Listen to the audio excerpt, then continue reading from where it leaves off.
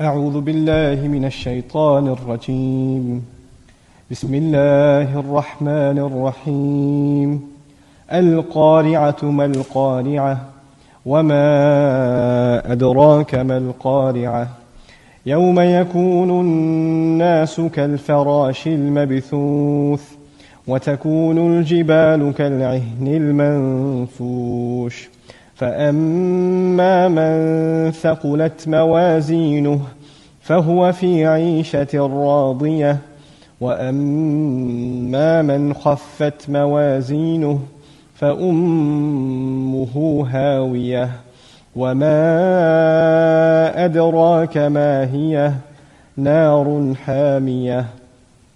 Now we begin inshallah ta'ala with a discussion of the surah itself.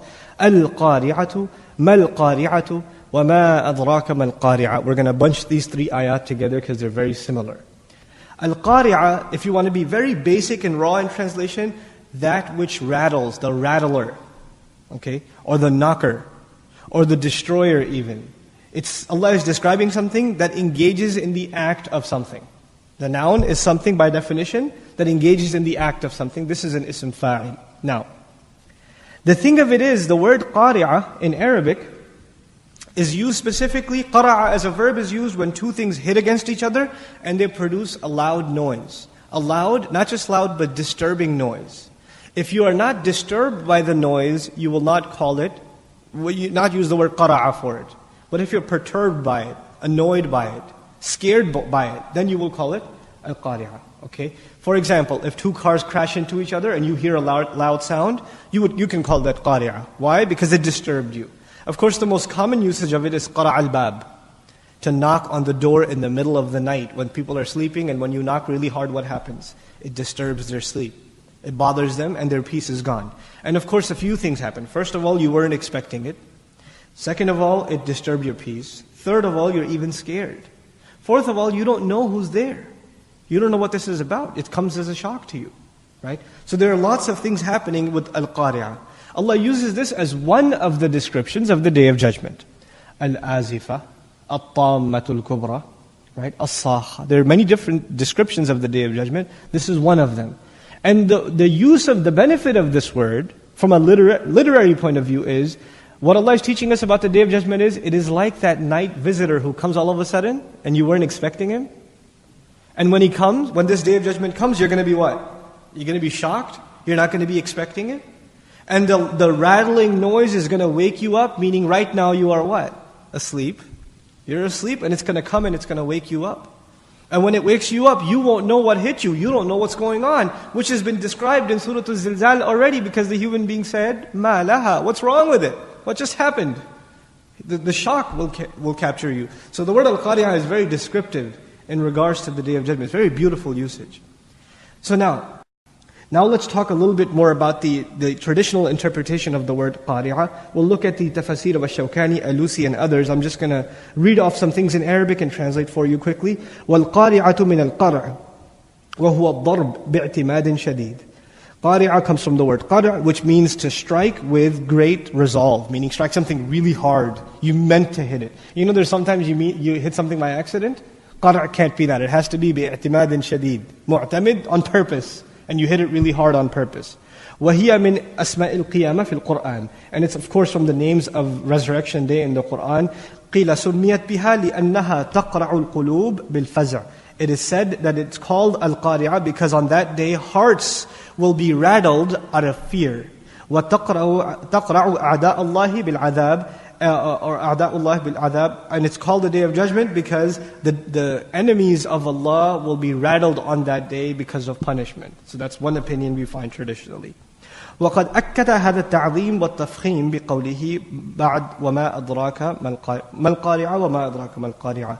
And it said that Allah Azza wa Jalla repeated the word 3 times to let you know how heavy this calamity is. So the 3 times repetition makes it 3 times as heavy and emphatic. The ta'zeem to make it grand, at-tafkhim to make it heavier and to make it scarier. But I want to share with you a brilliant discussion that Shaykh Ash-Sha'rawi rahimahullah had in regards to these 3 ayats. This is one of 2 surahs in which this style is the beginning of the surah. Al-Qari'atu mal-Qari'atu wa ma adraka mal-Qari'ah. Al-Haqqatu ما الحاقة وما أدراك ما الحاقة. Now, al-qari'ah, we just said the rattler, the loud noise, okay? Then, or the destructive noise. What is the destructive noise? ما القارعة. Then a third, وما أدراك ما القارعة. What will give you any clue what this destructive noise is? 3 times. Al-qari'ah, the word occurs 3 times. Al-qari'ah, ما القارعة, وما أدراك ما القارعة. By the way, in the Qur'an, as we will see later on, this word occurs a total of 5 times. Of them, 3 times right here. So 2 more times left, okay, elsewhere in the Qur'an. But we get to that a little bit later. The point I'm trying to bring to your attention, first of all, كَلِمَةٌ تَكَرَّرَتْ ثَلَاثَةْ مرة.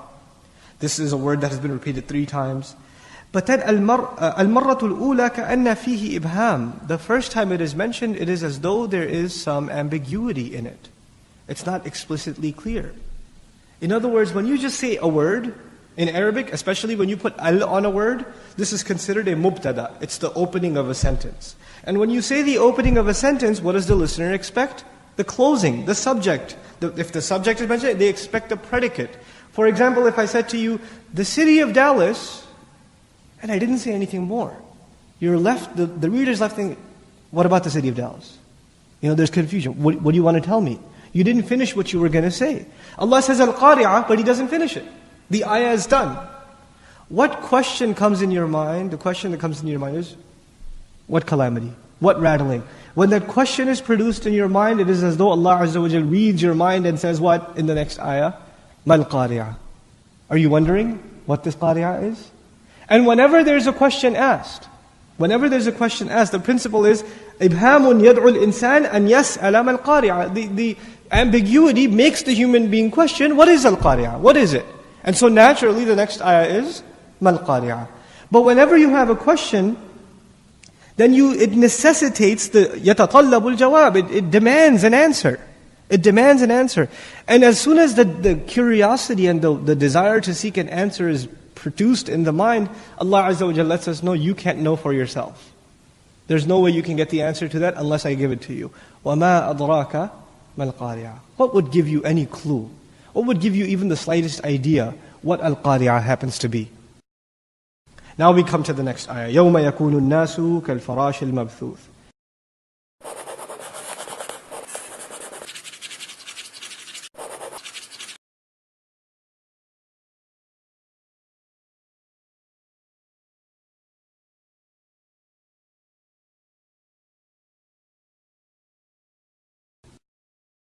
Now we come to the next ayah. يَوْمَ يَكُونُ النَّاسُ كَالْفَرَاشِ الْمَبْثُوثِ. Allah says the day on which people are going to be كَالْفَرَاشِ الْمَبْثُوثِ. Farash are moths. Moths. It's also the bugs that are, you know when you turn a light on, these little tiny bugs trying to hit the light, and they're going in every direction. Those are farash. The plural of farasha actually in Arabic. Okay? These bugs, Allah says people will be like farash, these little tiny bugs going in every which direction, these moths, al-mabthuth. This is the adjective given to them, dispersed, spread out. Now farash by itself is spread out, but He made it even more spread out by the word al-mabthuth, and this parallel is being given to people. This scene, is this an individual scene or a collective scene? This is a collective scene, so the word nas is more appropriate. The word nas is here more suited. Okay. Now, batha, to be widespread. Now, what are the benefits of using this image, al-farash al-mabthuth, with people on the Day of Judgment? First of all, there's many. There are countless bugs, there are countless insects going in every which direction. Then there's chaos in them. They're not moving in one direction or another direction. They're going in every which direction, and they're even running into each other.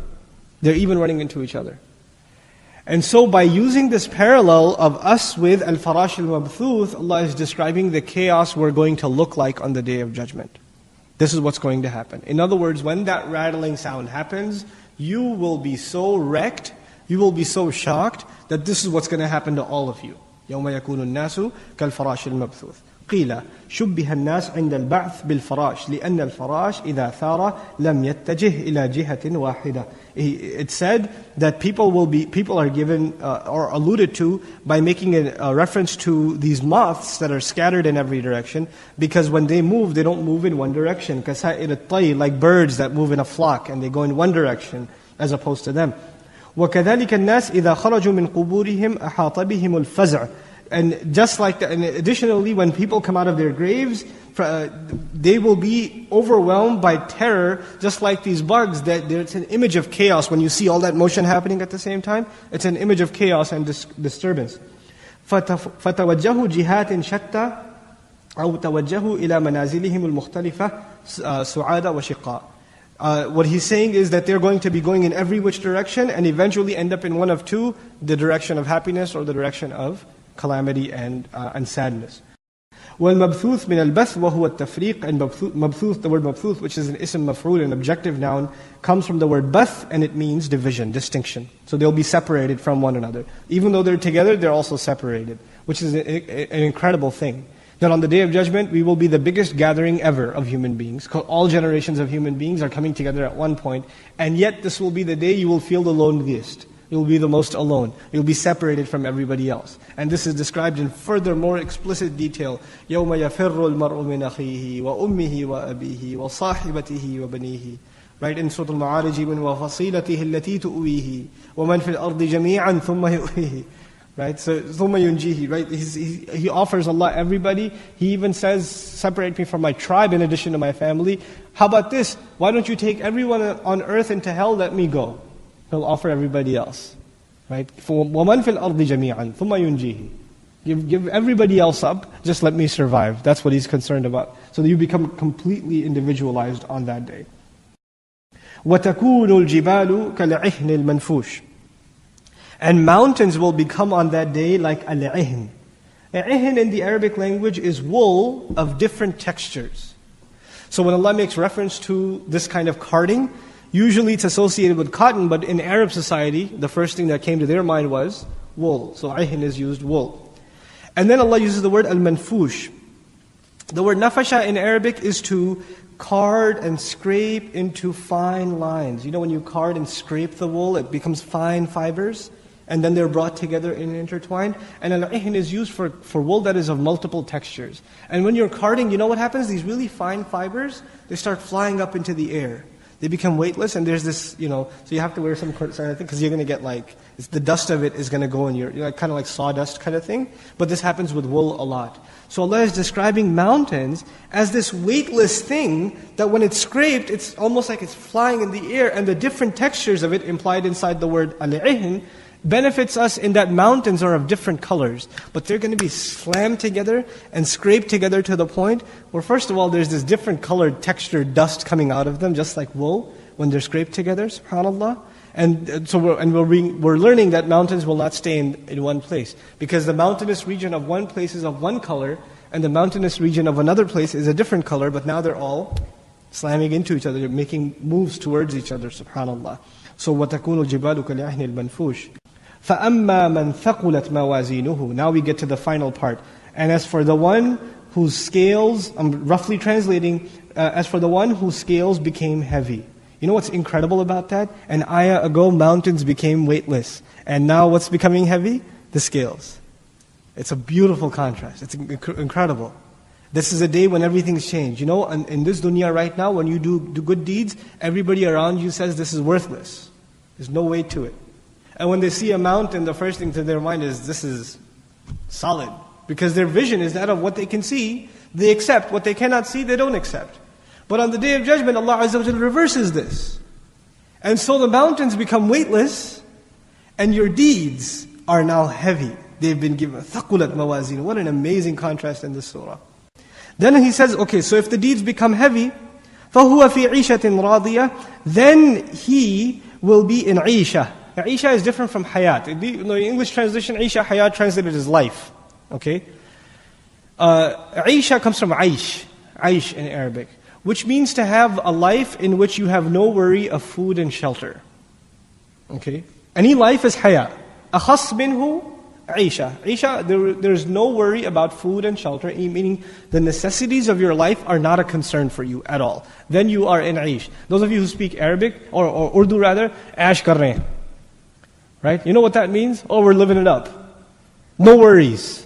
Right? It's kind of derived from there. But the Arabic meaning originally is exactly that. It's to have a life free of concern. فَهُوَ فِي عِيشَةٍ. Then there's the word radiyah. The word radiyah literally means the one who is pleased. Literally, it means the one who is pleased. So, as an adjective of Isha, it's actually unique. A life that is pleased. A life full of pleasure, ذَاتِ رِضًا, which is how some Mufassirun have interpreted it, is correct. A life that is full of contentment. But in Arabic rhetoric, you can say, an overjoyed life. You didn't describe the person, you described the life. Right? You didn't describe the person, but you described the life. And this is so to understand that the entire life, not a moment, not a breath will go by where the joy won't be there. Where the joy will be missing, where the contentment will be missing. There will not be a moment of boredom or of dissatisfaction. So, عِيشَةٍ رَاضِيَةٍ ذَاتِ رِضًا, as for example, Al-Alusi rahimahullah says. So, now we come to the horrifying next ayah, وَأَمَّا مَنْ خَفَّتْ مَوَازِينُهُ.